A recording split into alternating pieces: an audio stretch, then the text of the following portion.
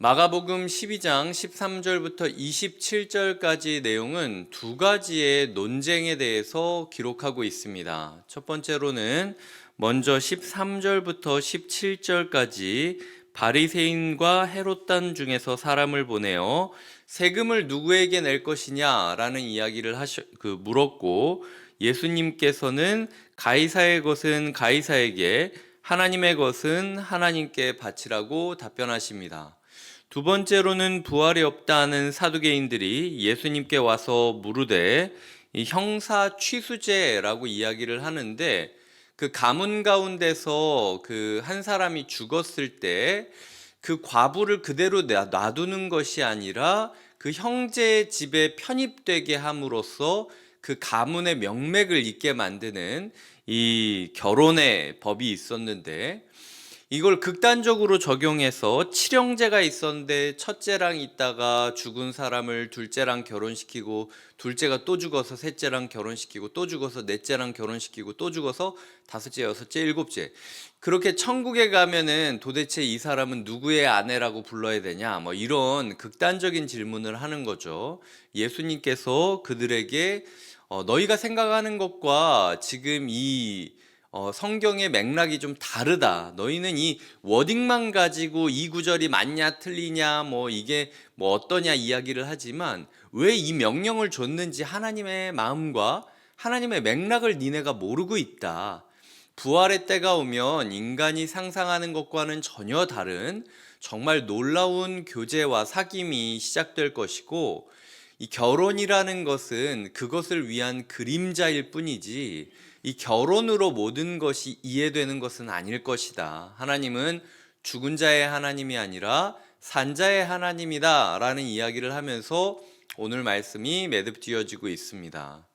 오늘 말씀을 통하여 제가 첫 번째로 생각했던 것은 먼저 14절입니다. 와서 이르되 선생님이여 우리가 아노니 당신은 참되시고 아무도 꺼리는 일이 없으시니 이는 사람을 외모로 보지 않고 오직 진리로서 하나님의 도를 가르치심이니이다. 14절에서 이 바리새인들의 헤롯 당들의 사람들은 분명히 예수의 말씀을 책잡으러 온 사람들입니다. 13절이 그렇게 얘기하고 있죠. 의도는 책잡으러 왔음에도 불구하고 소위 말해서 썰이 너무 길어요. 우리의 마음 가운데, 우리의 대화 가운데, 그리고 우리가 듣기 좋아하는 말들이 무엇인지 한번 점검을 해보시고, 내가 달콤하게 여겨지면서 사람들의 듣기 원하는 말들이 어쩌면 우리를 함정에 빠뜨리는 말일 수 있고요. 내가 사람들에게 입 바른 말로 아주 그냥 꿀 바른 것처럼 이야기를 하지만 사실은 그것이 사람들을 자기의 의도 안에 함정으로 몰아넣기 위한 말들일 수 있다라는 거죠. 그래서 개인적으로는 우리에게 막 이렇게 입 바르게 소위 말해서 이렇게 뭐 이것도 잘하고 저것도 잘하고 저것도 잘하고 이런 대화보다는 오히려 그냥 진솔하게 허심탄회하게 본론을 이야기할 수 있는 관계들이 굉장히 소중한 것이고요.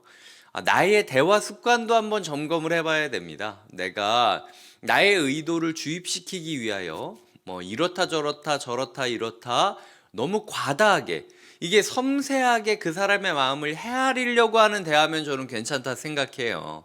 근데 그게 아니라 나의 뜻을 그 사람한테 관철시키고 그 사람을 함정에 빠뜨리기 위하여 지금 내가 주변을 빙빙 돌면서 찔러 들어갈 때를 찾았듯이 막 이렇게 둘러보면서 대화를 하는 습관은 건강한 습관은 아니라고 생각을 합니다. 그래서 우리가 흔히 어떻게 사람들과 대화를 하고 있는지, 우리가 흔히 어떤 말을 대화 가운데 듣고 싶어 하는지를 한번 찬찬히 돌아보셨으면 좋겠어요. 그래서 우리 또한, 나 또한, 내 주변에 있는 사람 또한 14절의 이야기를 우리가 따라가고 있는 것 아닌가 한번 돌아보는 시간이 됐으면 좋겠고요. 나아가 이제 사두개인들의 말도 일맥상통하죠. 바리새인들과 헤롯 당들은 자기의 목표를 향해 예수를 함정에 빠뜨리려고 빙빙빙빙 돌면서 썰을 풀었지만, 사두개인들은 어느 하나 워딩에 딱 꽂혀가지고 그냥 이거 맞잖아, 이거 맞잖아, 이거 이러면 극단적으로 일곱 아들이 있는데 그 일곱의 첫째가 죽고 둘째가 죽고 셋째가 죽고 이런 일이 어디 있겠습니까? 머릿속으로만 있는 일인데도 불구하고 이들은 그 워딩 자체에 꽂혔기 때문에 극단적으로 물고 늘어지는 것이죠. 대화를 하는 데 있어서 그 사람과 사랑의 마음으로, 존중의 마음으로, 용납의 마음으로 대화를 해야지, 그게 아니라 저 사람이 얘기했던 어떤 그 워딩에 딱 꽂혀가지고 그러니까 이거는 이렇다는 거지, 아니라고 설명하면 아니 그러니까 이럴 때는 내 말대로 이렇게 할 거라는 거 아니야, 뭐 이런 식으로 막 물고 늘어지는 때가 있지 않습니까? 너무 그 워딩에 집착하지 말아야 된다라는 거죠. 그래서 저의 대화 습관에 대해서 먼저 돌아보게 되는 그 묵상이었고요. 두 번째는 오늘 보시면은 예수님께서는 17절에 가이사의 것은 가이사에게, 하나님의 것은 하나님께 바치라 하시니 그들이 예수에 대하여 매우 놀랍게 여겼다라고 이야기를 하고 있습니다. 예수님은 우리가 물어보는 우리의 질문에 yes or no라고 그 둘 중에 하나를 택해서 답하지 않으시는 분입니다. 예수님께서는 우리가 예수님 그러니까 맞아요, 틀려요 라고 물어보면 맞다 틀리다 얘기하는 분은 아니세요. 예수님께서는 오히려 네가 그 질문을 나한테 왜 물어보는지 우리의 의도와 우리 속에 담긴 욕망을 비춰 보여주시는 주님이십니다. 혹시 나의 삶 가운데 항상 기도할 때마다 주님께서 내 이 문제에 대하여 yes or no 답을 확실히 주십시오, 그럼 제가 무조건 따르겠습니다 라고 기도하시는 분이 있는데 기도의 응답이 계속 이루어지지 않고 있다면 이렇게 받아들이시면 되는 거예요. 예수님께서는 성도님이 yes건 no건 예수님이 뭐라고 하건 상관없이 성도님이 그 질문을 왜 물어보는지 의도를 알고 계시다라는 것이죠. 주님께서는 내가 yes or no 둘 중에 하나를 답한다 해서 네가 변하는 게 아니야. 네 속내를 알아야 돼. 하고 많은 질문 중에 네가 내 앞에 나아가서 이 질문을 하는 의도가 뭔지 넌 한번 생각해 본 적 있니? 왜 이 질문을 네가 나에게 가져왔는지, 네 속에 감추어진 욕망이 뭔지 너 한번 돌아본 적 있니? 나는 그거 다 알고 있어. 그래서 내가 예스라고 이야기를 하면 네가 아주 그냥 그거를 네 입맛대로 맞춰가지고 내 답변에 취지와는 상관없이 달려갈 걸 내가 알고 있고, 노라고 이야기를 해도 내 본심을 이해해 주는 것이 아니라 나를 오해하고 내 성품을 오해하고 나를 원망하게 돼서 네가 나를 떠날 거라는 사실을 내가 누구보다도 잘 알고 있다. 답변하기 싫어서 내가 지금 yes or no 얘기를 안 하는 게 아니라 답변해봤자 지금 소용이 없고 네 질문의 그 의도 자체가 이 yes냐 no냐는 중요하지 않은 거기 때문에 거기에 내가 편들어주고 싶고 손들어주고 싶지 않기 때문이다 라고 얘기를 하고 있다라는 거죠. 그래서 내가 이렇게까지 기도했는데 주님께서 왜 가부를 결정짓지 않느냐라고 얘기하시는 분이 있다면 주님께서는 가부를 결정짓지 않고 싶다는 거예요. 왜냐하면 그게 중요한 게 아니라는 거죠. 왜 하필 수많은 기도 제목 중에 우리가 그 기도를 하고 있지라고 한 번 정도는 고민해 봐야 된다라는 거죠. 그래서 이런 부분에 있어서 예수님께서는 예스냐 노냐 양자택일을 하시는 주님이 아니다. 항상 우리의 마음의 속을 밝히 보여주시는 주님이시다라는 것을 기억하셔야 되고요. 그래서 이제 뭐 이런 부분에 있어서 제가 기도하는 게 참 무섭다라는 생각이 들었습니다. 내가 기도하면 기도할수록 내가 어떤 사람인지를 까발리면서 기도할 수밖에 없는 거예요.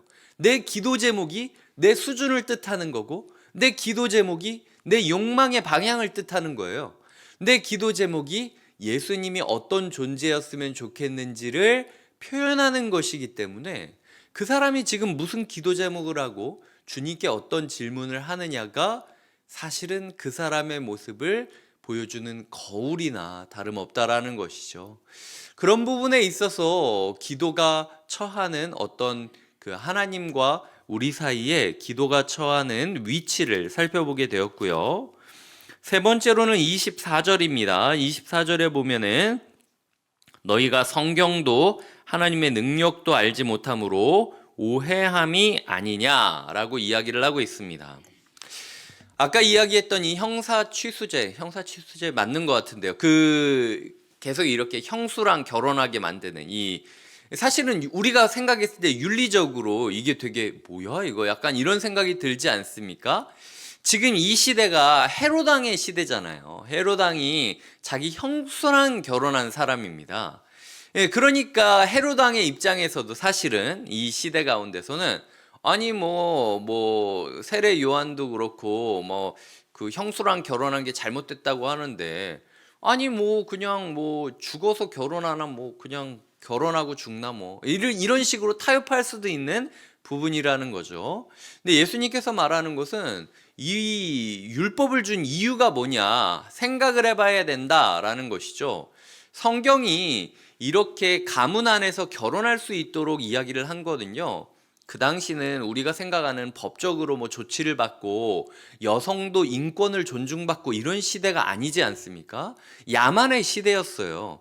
남성이 어떤 힘으로 보호해주지 않으면 여성들은 노예로 팔려가거나 극빈층으로 갑자기 나락으로 떨어지는 게 당연했다라는 겁니다. 그래서 하나님께서 이스라엘 사람들한테 꼭 돌봐야 된다라고 했던 계층이 누구였냐면 꼭 고아와 과부를 돌봐야 된다고 이야기하고 있었어요. 이 고아도 과부도 동일한 건 이 자신을 지켜줄 어떤 힘을 잃어버린 사람들을 뜻했다라는 거죠. 그래서 이 가문을 이어가되 도와주고 그리고 이 자기의 가족이 위기에 처했을 때 이 사람 재산을 내가 뺏어가지고 이 사람을 굶어 죽게 만들고 내 재산을 늘리게 만드는 것이 아니라 내 죽은 형의 가정도 우리가 부양하고 지켜야 된다. 나의 것으로 그 유산을 가지고 와서 이용하는 것이 아니라 저 형을 잃어버린 저 가정을 내가 존중해주고 지켜줘서 나중에 저 가문이 다시 일어날 수 있도록 그리하여 하나님이 이 땅을 지키라고 한 그 사명을 이뤄가게 하도록 내가 도와주려는 공동체 정신으로서 우리가 이런 법을 행한 것이지 마치 그냥 남자와 여자가 결혼을 하고 성적인 만족을 누리고 이런 식으로 이거를 준 계명이 아니라는 거예요. 하나님께서는 성경을 읽는 우리의 자세를 물어보고 있습니다. 우리가 보면은 어떤 구절, 특정 구절 한 구절에만 딱 꽂혀 있거나 아니면 어떤 단어 한 단어에만 딱 꽂혀 있을 때가 있다라는 거예요. 근데 사실은 맥락은 그런 단어가 아닌데도 불구하고 우리가 그런 단어를 꽂혀서 오해하고 있을 때도 있다라는 것이죠. 내게 능력 주시는 자 안에서 내가 모든 것을 할 수 있다는 구절이 있지 않습니까? 사실은 그 구절을 맥락으로 보게 되면 내가 어떤 어려움에 처한다 할지라도 견뎌낼 수 있는 능력이 있느냐라는 맥락을 할 때 내게 능력 주시는 분이 있다면 내가 이 모든 시험과 이 모든 환난을 감당할 수 있다.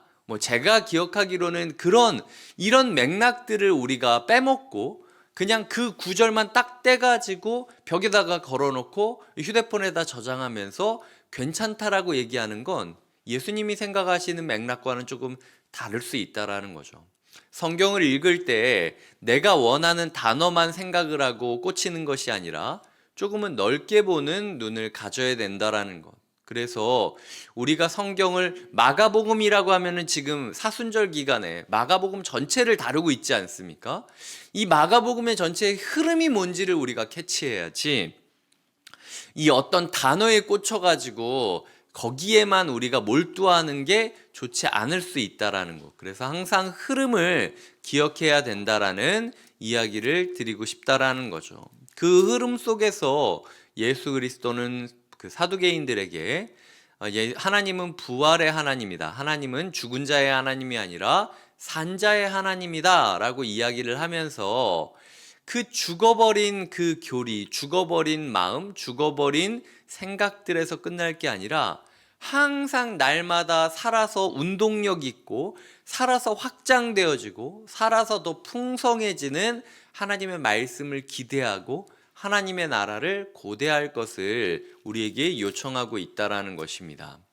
이제 말씀을 맺겠습니다. 첫 번째로 제가 이야기를 드렸죠. 사람과 대화를 하거나 이럴 때 내가 말을 걸 때 혹시 함정 대화, 함정 질문처럼 썰이 긴데 그 썰이 다 가짜고 내 물어보려는 날카로운 비수를 한 손에 들면서 아주 꿀바른 말을 하고 있는 것 아닌가. 그리고 한편으로는 워딩 하나에 꽂혀가지고 계속 물고 늘어지면서 남의 이야기를 안 들으려고 하는 거 아닌가. 우리의 대화 습관이나 우리 주변의 사람들의 대화 습관을 잘 점검해 봐야 된다라는 거죠.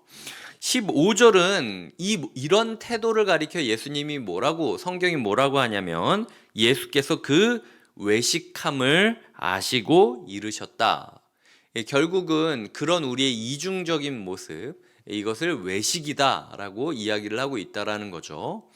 두 번째로는 예수님은 우리 질문에 yes or no라고 이야기하시기보다는 그 질문자의 의도와 욕망을 드러내실 때가 많이 있다라는 겁니다. 그래서 우리가 기도할 때 예수님께서 가부를 답변하지 않을 때라도 그게 제3의 응답일 수도 있다. 그걸 이야기하지 않는 이유가 무엇일지 우리가 도대체 무슨 기도를 하고 있고 예수님께 무슨 말을 하고 있는지 한 번 정도 자기 말을 좀 점검해 보는 시간을 가졌으면 좋겠다. 그래서 우리의 기도를 좀 점검해 봤으면 좋겠고요. 마지막으로는 성경도 하나님의 능력도 우리가 알지 못하기 때문에 자꾸 오해하는 신앙생활을 가지고 있다. 성경을 알기 위해서 워딩 자체보다는 맥락을 헤아리면서 그 말을 이해해야 되고 하나님의 능력, 죽은 하나님이 아니라 날마다 우리를 생명과 풍성함으로 인도하시는 산자의 하나님, 그리고 하나님의 능력을 우리가 신뢰하면서 기대와 설레임 가운데 살아가야 된다. 이것이 오늘 주님께서 우리에게 주시는 교훈이라는 것이죠.